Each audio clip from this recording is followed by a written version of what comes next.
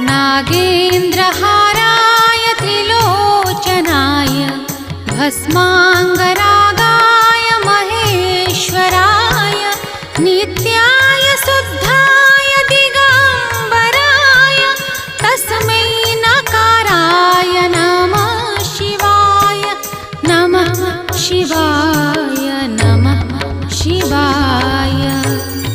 जाहांकर कंठ देशरे सर्पहार, जाहांकर तीनोटी नेत्र, जाहांकर सारा देहरे भस्म बा विभूति अनुलेपित, 10 दिग जाहांकर वस्त्र स्वरूप अर्थात जे उलग्न सेही शुद्ध अविनाशी नकार स्वरूप शिवंकु मु नमस्कार करुछि।